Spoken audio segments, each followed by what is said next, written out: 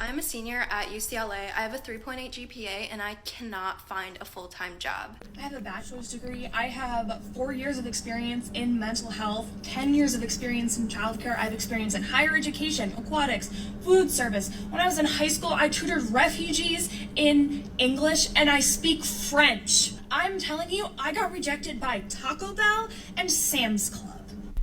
Ladies and gentlemen, welcome back. Today, we're going to be talking about the job market, or I should say, honestly, the lack thereof a job market. I'm seeing so many articles, so many stats coming out about how Gen Z are struggling to find entry-level jobs, that there is this complete evaporation of entry-level jobs, particularly jobs that are white collar, and that Gen Z is just struggling to get employed. And it doesn't matter if you go to an Ivy League school, it doesn't matter if you have an extremely high GPA, it doesn't even matter if you've been previously employed. People are just struggling to find work. And I want to talk about it. I want to talk about things I'm noticing and perhaps some ways to go against this trend, if you will, this terrible, terrible trend, because I don't like seeing people out of work. I don't like seeing people struggle to find work. So let's take a look at this first video.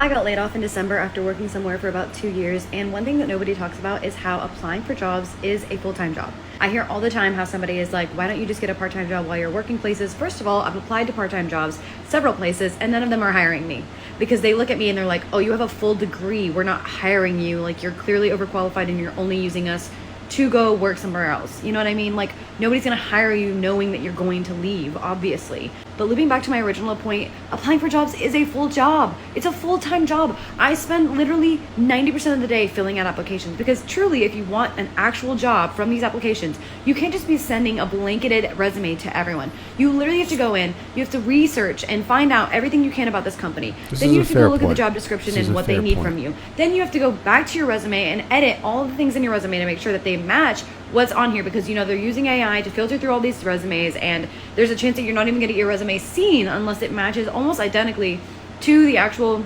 description. And that's something that only people who are looking for jobs right now understand. It's so easy to have a job and be telling people how to get a job. Whole different story when you're actually on this side. Not to mention you factor in the guilt, the depression, the lack of motivation. Not only is it a full-time job, I would argue that in most cases it's actually a more difficult job because it's fully dependent on you. It's not dependent on your boss telling you what to do. It's not dependent on, you know, certain time frames. It's literally dependent on you being able to get up in the morning, having the discipline to do it and make it through. And you know what? The worst part about this, you don't get paid. Spending all the time and effort that you would be using at a 9 to 5 to work all day and get absolutely no benefits. Applying for jobs is an unpaid full-time job.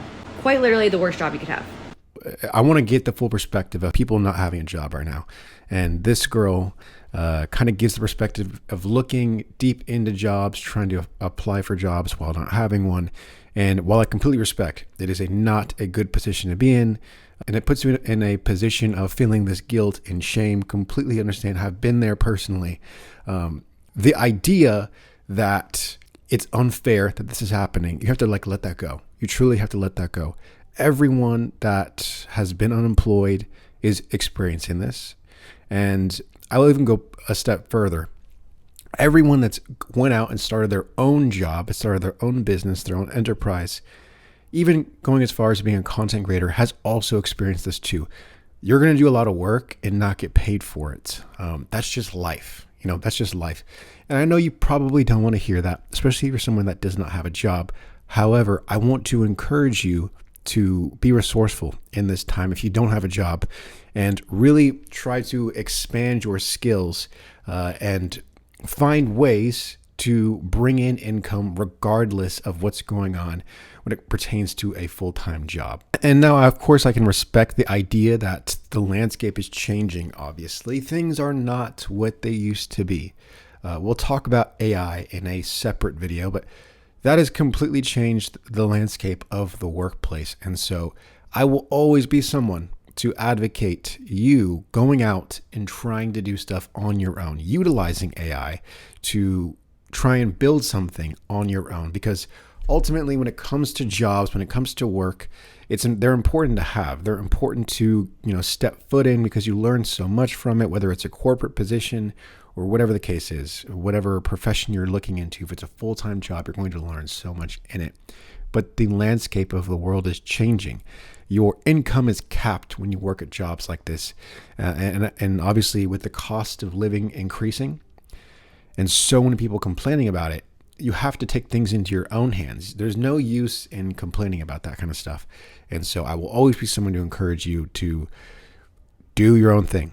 Especially if you have no job currently, now is the time to do that. Obviously, you put in your effort to look for something that can give you a full-time income, but at the same time, try and do something on your own. Learn new skills that can get you paid through freelance work, do gig work, anything that you can bring in additional income. You need to be exhausting those things. And in this next video, I actually learned a new way that people are making money that is a little bit litigious, but it's interesting, and it kind of goes into the theme of the video of people just not being able to find jobs. As I'm a senior at UCLA, I have a 3.8 GPA and I cannot find a full-time job, which really sucks because I have student loans I need to pay off and I also have high living expenses. So finding a job right now is crucial for me. Recently, my income has just been passive income through social media and claiming class action settlements through the Claim app, which is like what? People are claiming income through class action lawsuits. So interesting. And there's an app that delivers it. I just wanted to touch on that because I just thought that was mind-blowing, but let's continue. It's been really nice, but it's not enough to pay for everything. I've applied to Naturally. over 300 jobs and haven't heard back or didn't get the job. And so it's been really tough. So I need to know where everyone is applying. So yeah, I mean, things are tough. This girl has a 3.8 GPA, goes to UCLA, a pretty prestigious school, and is struggling to find work right now. She said she sent over 300 applications. That's about, I would say average, as crazy as that sounds, that's about average. There's a few comments I want to highlight on this video because I think they tie in wonderfully to the overall message that I'm trying to deliver to you when it comes to this stuff. Okay, so the first one, I thought this comment was really interesting and quite insightful. Companies don't care where you went to school or your GPA. They're interested in what you can do for them. You need to emphasize this in your resume and interviews. Or she didn't tell us what her major was, what she's getting a degree in. She didn't really give us a lot of context. But this is a very, very important point. And I know I'm not trying to shill here for corporations or shill here for a particular type of 8-hour work environment, or if you're trying to get into the corporate world, you really have to do this. Not just in the corporate world, but in any type of environment where you're trying to get employment, even in retail, even in, hospitality. When you're going through the interview process, when you're going through things that are pre-screening for employment, they want to know what you can do for them. This is just how life is. This is how work is. When I'm hiring contractors, personally, I want to know how they can add value to my team. It doesn't matter necessarily where they learned their work or anything of that nature. I don't care. I just want to know what type of value can you bring to me. And this is the same thing that every employer is thinking about before they hire someone. Specifically, how do you bring value to me? And ultimately push forward the goal of this enterprise, which is, whether you like it or not, to increase cash flow. And then another piece of advice that was in the comments that I thought was really great was move back to your parents, reduce your high living expenses, then concentrate on job hunting and improving skills. Best of luck. So she mentioned she had high living expenses. And of course, she lives in Los Angeles, so that's a given. This is something that if you are in this position now of looking for a job, you really have to consider moving back in with your parents. And this is, of course, really more if you're on the younger side, but of course, there's no shame in doing that. But of course, there's no shame in doing this at any age, especially in this environment where, I was having a conversation, $500,000 a couple of years ago is now $1 million when it comes to buying a house. Things have increased. That is the reality we live in. We cannot change that. That's just what it is. And so take steps to protect yourself by moving in with your parents, reducing your high living expenses. While you're in that environment, hopefully you get a job. Then you can build up an emergency savings account. And then you can build up 3 to 6 months of living expenses and be good to go. Then you can move on your own. You can advance in your career, advance in your life, all these things. There's no shame here when it comes to moving back in with your parents because it is the wise thing to do. And I'm not going to push anyone to do something unwise. Okay, this next video is also interesting, and so let's get into it. I don't know if I'm ever going to find a job again because I had been looking for so long and no one had given me anything. This is what has happened since I posted that video. 2 months after I posted that video, I got a job offer. 20 hours a week, $16 an hour. 5 months after I started that job, the entire company shut down. 2 months after that company shuts down, I get another job. I'm a dog walker. The most they can give me is about $300 of work per week. So I get another job. I am a petition circulator. I work 40 hours a week, $19 an hour. I'm great at it. This is amazing. I'm finally making a decent amount of money, and the Florida government passes a law that all but bans petition circulating. So now I am back to dog walking, which again pays about $300 a week. I have a bachelor's degree. I have 4 years of experience in mental health, 10 years of experience in childcare. I have experience in higher education, aquatics, food service. When I was in high school, I tutored refugees in English, and I speak French. And I do not believe that there is any job that I am above. I'm telling you, I got rejected by Taco Bell and Sam's Club. Where are my bootstraps? Because I would love to pull myself up by them. So this girl's struggling. And this is many people, many high-skilled workers that are struggling to find high-skill jobs and are also struggling just to get employment in retail and places that they would be considered overemployed in.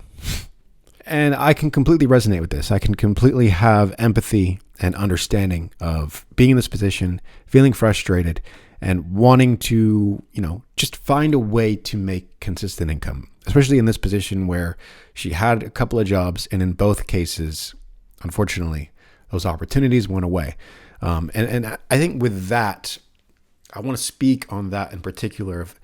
Obviously, nothing is guaranteed in life, and that's just a fact. Nothing's guaranteed.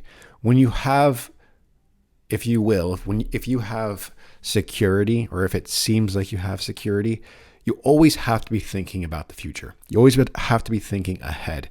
I don't know about this girl's exact financial position, but I want to use this as an example for you, because obviously when you don't have a job, you have no money, things get tight, it becomes hard to pay bills, it's very tempting to go into debt. You have to stay away from that as much as possible. If there's one thing I want to use as an example from this video, make sure that you're saving money, that you're setting up a storehouse fund, money for an emergency, and then money that includes living expenses. Make sure that you're keeping your living expenses and overall expenses as low as possible, like I said in regards to the previous video. All these things will ultimately keep you from financial insecurity, will keep you from feeling anxiety about not having a job and not having any income. And then one thing I do want to push here, and you may not like that I'm saying this, but I got to say it. How work is being done is changing. The types of jobs that are paying consistently are changing. If you're going to go to school, you have to make sure that that job has a roadmap for high income.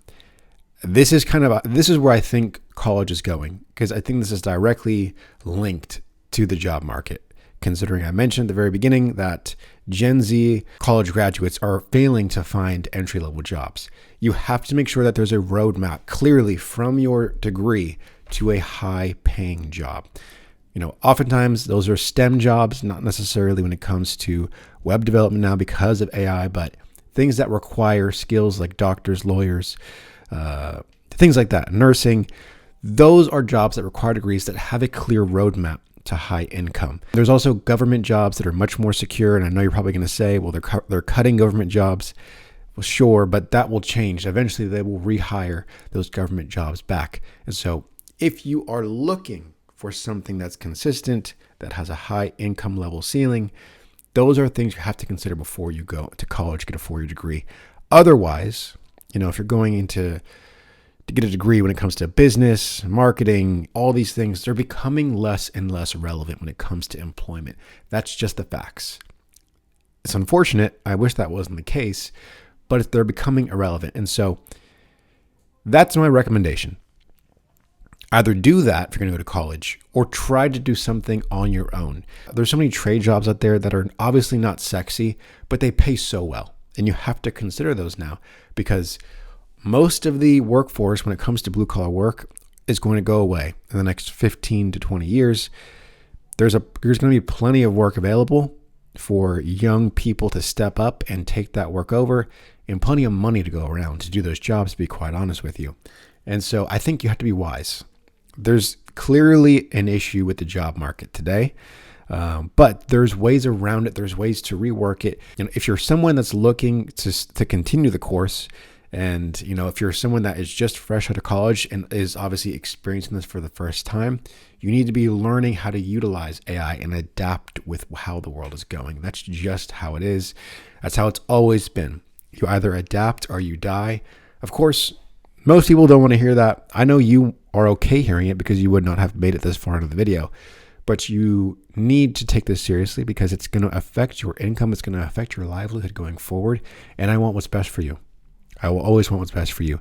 And that's why I'm telling you these things. So thank you so much for watching this video. I hope you enjoyed. I hope it wasn't too hard on you. And hopefully it illuminated some things that can help you if you're struggling to find a job at this current moment. If you liked it, if you disagree with it, please leave any comments below. I'd love to hear your thoughts. And perhaps I will feature a comment in the next video if it is interesting. But yes, thank you so much for watching. Until next time, I'll see you in the next video. Peace.